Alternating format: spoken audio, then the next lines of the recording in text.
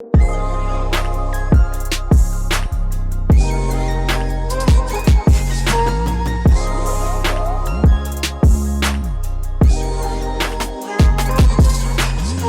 we got the invite to drive a new Peugeot in Monaco, I was imagining a white Peugeot with a taxi sign on top of it blazing through the streets of Monaco. But as it turns out, we got this one instead.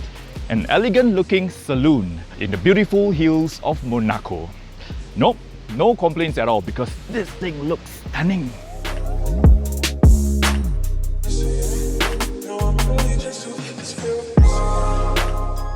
As compared to the car it replaces, which was boxier, this looks really good.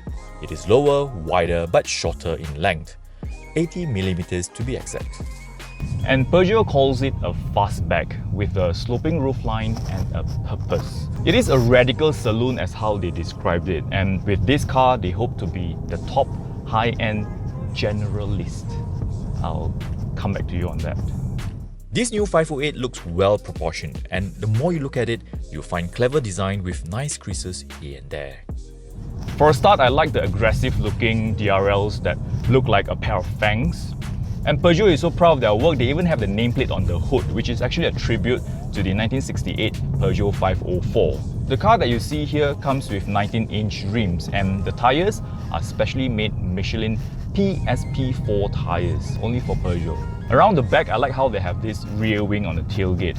It is made out of thermoplastic stamping, which is said to be impossible to make before this. Now, the rear look, I realize is not for everyone, but I personally love it, especially on a dark color car, like a black unit.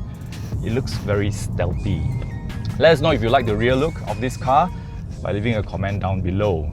Now, on the inside, if you have been in a 3008 or a 508, you know that the modern iCockpit design is just above the rest of these competitors. In here, somehow Peugeot has sort of brought it up a notch. Because of the material that they use, the feel, it just somehow feels very premium. The seats as well, looks great, comfortable and supportive. With all this, the entire package, I think it can easily rival the premium German brands. I like the compact steering wheel with the squared-off design, which makes it look even more futuristic in here, paired with the digital middle cluster that looks really good, which you can customize the display. To the center, the head unit design is slightly different now. It has this stepped design with piano-like keys on top of it. The 10-inch touchscreen display looks great, and it is Apple CarPlay, Android Auto and mirrorable. That's what it's called.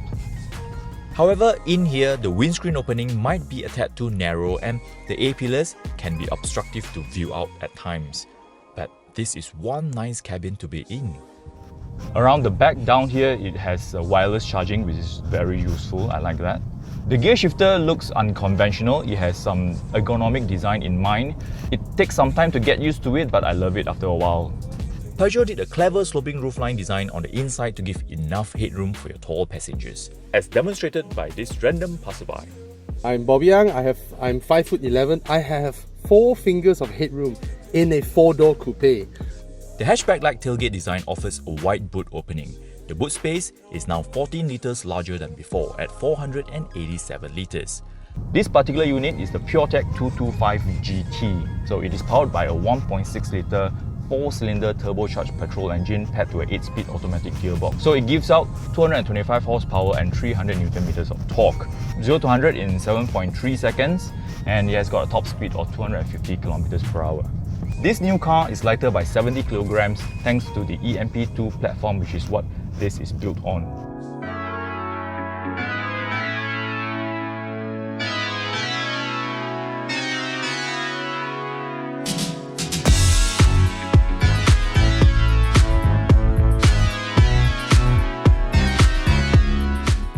So now, how does it drive?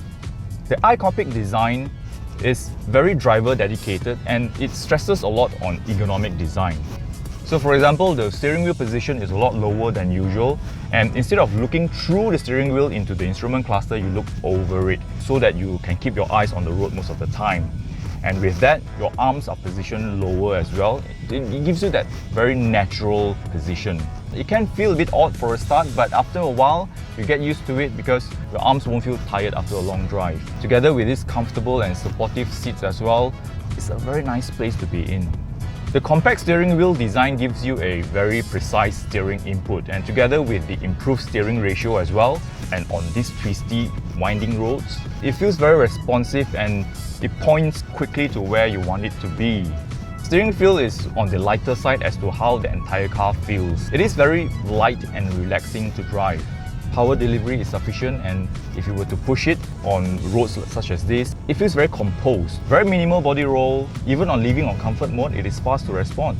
Speaking of driving modes, there are Eco, Comfort, Normal, Sport and Manual to choose from. And it is paired with active suspension control as well.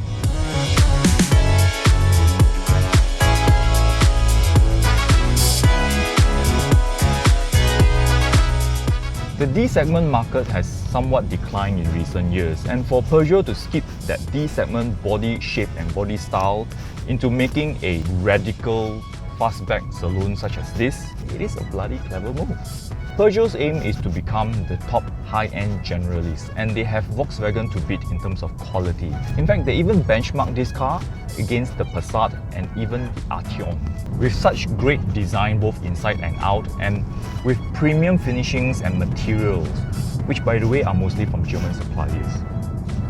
I do believe they are halfway there. In fact, I think the French Lion is slowly dipping its paw into the premium German brand's horn.